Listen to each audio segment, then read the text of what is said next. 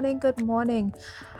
We're so happy to be back. It's Carnival. Past Carnival was just like our Ash Tuesday, Ash Wednesday, right? For all the Carnival revelers, how are you feeling out there? Welcome back. Welcome back. Viewers across Trinidad and Tobago and the Caribbean, I am Jewel Green, and this is Book Club Corner. And today we'll be talking to an author, very special author, because she's also a publisher. And we'll be speaking to her about her book. Every Wednesday, we chat with local authors about their books, about the literary arts, about their love for the written word. And we have with us today Miss Patricia Whiteman, and she is the former coordinator of the Golden Members Poetry Club. She's also the head of the, let me see if I can see this here. Yeah, she's the head writer of I Am Wellness magazine. She's an advocate for the legally blind. And this book that they've written is called Seniors Can Write Poetry Too. Welcome, Patricia. Thank you for being here with us. Thank you. Nice. Listen, Patricia has this book, and it looks like one of my books. It's well written up. Let me tell you, well lived. Patricia, everybody who signed this book has a poem and work in this book, right, Patricia? Yes, they do. So this book is an anthology, and we love anthologies. It's one of the most beautiful ways to experience a book because you get to see a little of each author in the book. Right? That's it's kind of like a sushi sampler, guys. Yes, yes. Right? So like a nice little platter where you get to see all the authors having this. Exactly. So how are you feeling this morning? What you did for Carnival? Oh, I relaxed. Me too. I read, guys. I got some much needed rest. And today is Author's Day, and it's also the anniversary of the book. Yes, indeed it is. Let me tell you, today, 1st of November, welcome, 1st of November, all the November babies, all the people who have birthdays in November. Today is Author's Day. It's also the anniversary of the book, Seniors Can Write Too, right? What anniversary are you all celebrating?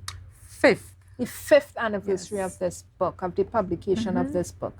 And you all also entered the First-Time Authors Appreciation Program done by NALIS. Yes, we did. Tell us about that, Patricia. Okay, it was a beautiful experience. After we would have had the book launch in January of 2019, and the NALIS appreciation for first-time authors would have been on the 24th of April 2019 that year. Right. So they heard about the book and we got in contact, and so we were among the rest of authors for the appreciation award.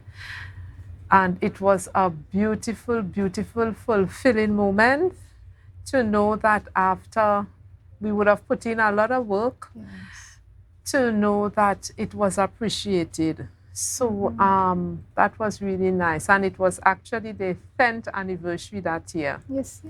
Oh, so anniversaries all around. Yeah, all around. And to celebrate, guys, we have with us today a wine from La Belle, another local wine, La Belle Wines. And we're going to toast.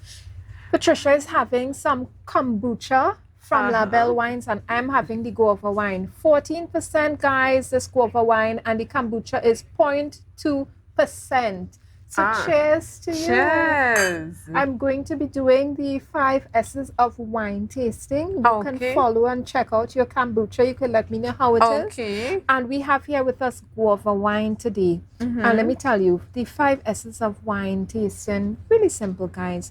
We see the wine, so that means we're looking for the clarity of the wine. And then we swirl the wine. And that's where we're looking for the legs, for the sugar content. So you look to see when it's running down the glass if there's legs. And then we sniff the wine. And we sip and we savor.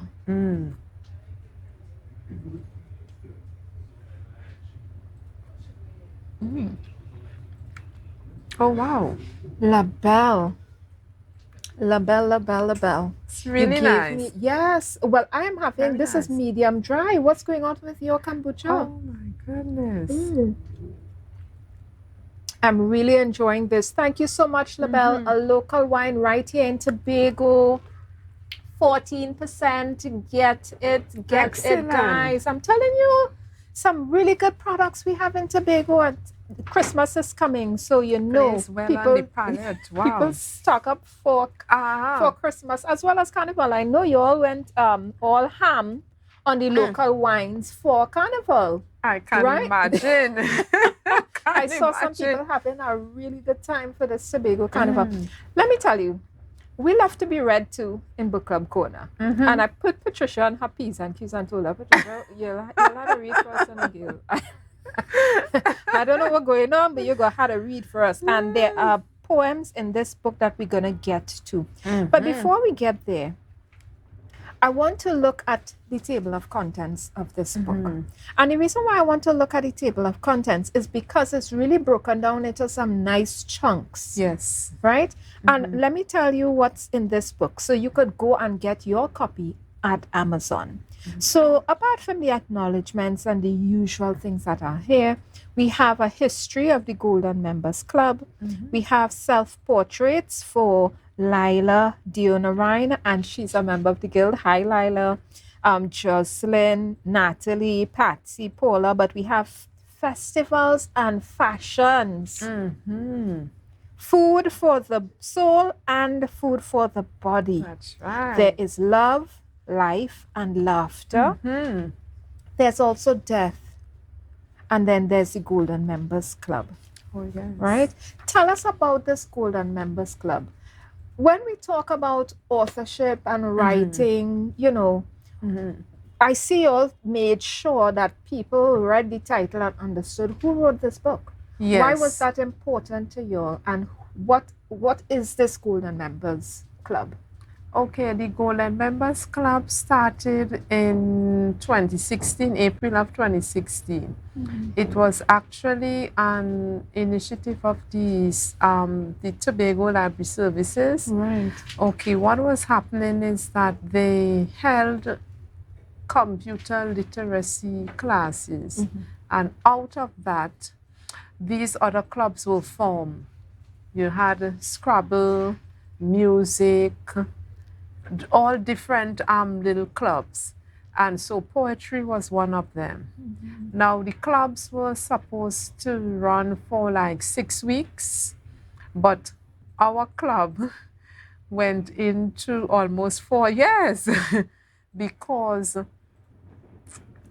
writing while doing the club, okay, I recognize the talents and gifts of the seniors. Some of them would have been, for instance, Miss Natalie Solomon, she would have been writing since a teenager. You had Patsy Stewart, they were writing since teenager, very young.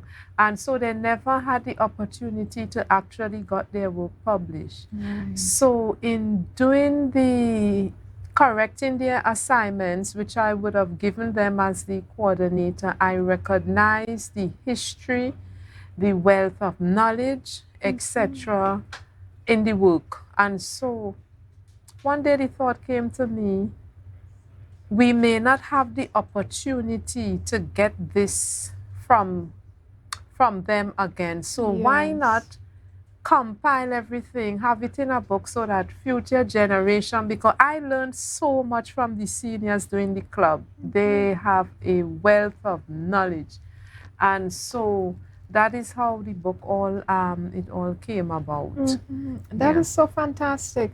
And I love that you all made sure to mention in the title, seniors, so we know exactly who wrote this book. Yes. I have here an award. It's not mine. I wish. Soon, hopefully. But this is Patricia's and the club's award. It's the First Time Authors Appreciation Program plaque. And this is celebrating the first time authors. So authors out there, if you're a first time author, you can apply for this program. Here we have a photo.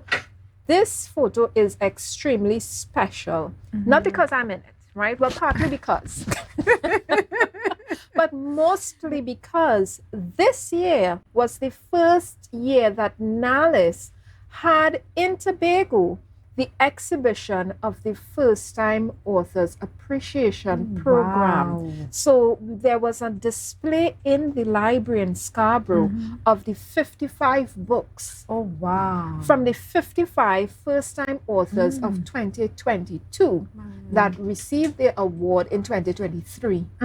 And this is their award. I'm just putting it out there. If you're a first-time author, you've never gotten an award in your life, this is a great time to get it. Oh, yes. Complete the First-Time Authors Appreciation Program form, speak to NALIS, and get in on there.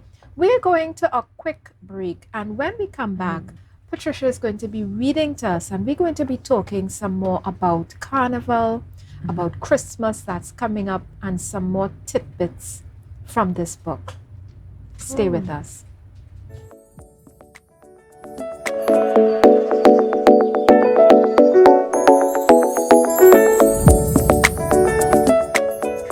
And thank you for sticking with us, all the bibliophiles, book lovers across the Caribbean, Trinidad and Tobago, all our revelers who had a time this Carnival weekend in Tobago. How are you feeling? How are your muscles feeling? And all I know how it is in us. They're recovering right now.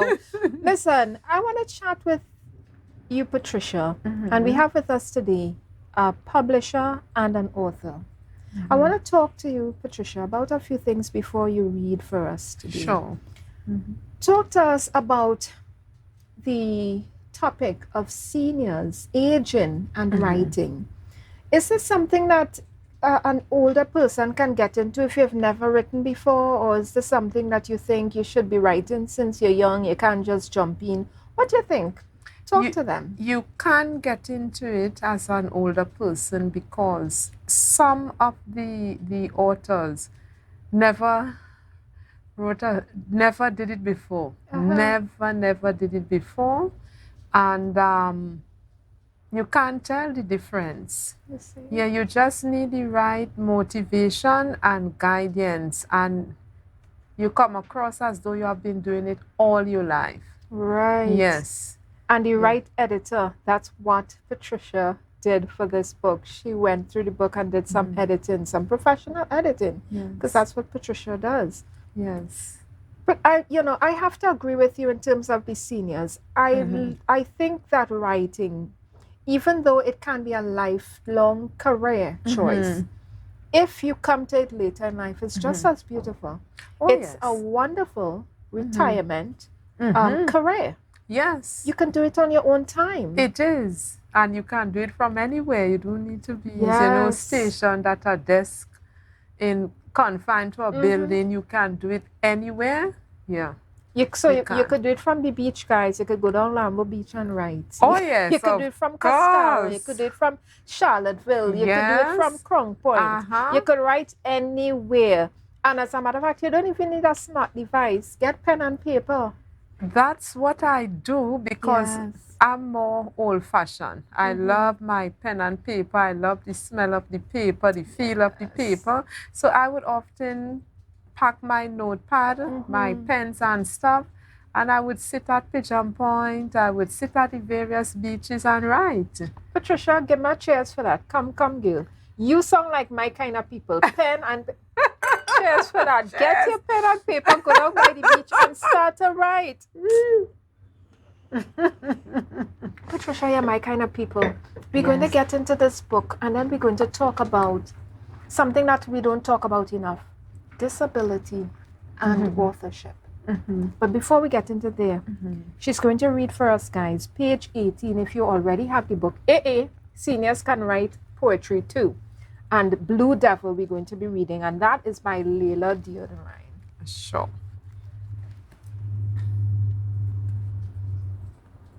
Blue Devil, here begins. Born, bottom, bam. Bam, bottom, bam. Bam, bottom, bam. 4 o'clock carnival Monday morning. The biscuit tin making music. People coming out of the house. dressed in the jockey, the knight, the little top, all interacting, jumping, laughing, singing, jam, boom, bam, jam, bodies painted in blue, the tongue red, long, stretch out, fire blow out, all fork in hand, waving, theatering, spectators, frightened, would even clutch on old straw to get away from the masquerader. Eyes bulging for what be asked before the fork withdraws. The imps tugging the chains tied around the waist of the blue devil, bringing him under control. Oh, imps, try. Devil must always be under control. By Leela Dionarine. Thank you so much for You're that. welcome. Budum bam, bam badam bam. Take that.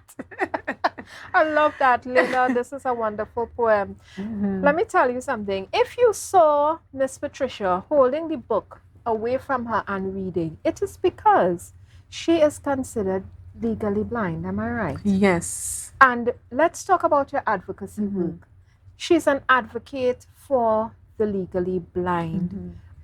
That did not stop her from reading this poem and giving us all the little ins and outs. Bam, badam, bam. She gave us everything. Patricia, tell us about your work as somebody who is legally blind and what kind of representation is happening in books for persons who have disabilities. Okay, well, sad to say, I do not know of any such representation, especially for us. I hope in the future that will change. But what I can tell you about my story, I started writing as a teenager. I always wanted to be a poet and a writer. As I grew, I got discouraged by people telling me, you can't make a living off of writing, go and find something else to do. And over the years, you see you wasting your time and all this sort of stuff. So I got into another profession. While doing that profession, along the way, I realized that I started losing my vision. So I could not do that other profession before, which I was a diabetic foot health technician. Okay. So because of what was happening with my eyes, my optic nerve and stuff, I could not do that work anymore. It was too strenuous. So I returned to my first love, writing. And it was therapy for me. Because when I found out what was happening to my eyes, I fell into a deep depression. It was very deep and dark. And started writing, and it started pulling me out of that deep, dark pit until I got right to the top. It's like therapy. I could have expressed myself, all the hurt and everything I was going through, the shock and all of that. Writing healed all of that. By extension, working with the seniors, a couple years later, the opportunity came up to do the Golden Members Poetry Club. And that did wonders for me psychologically and mentally.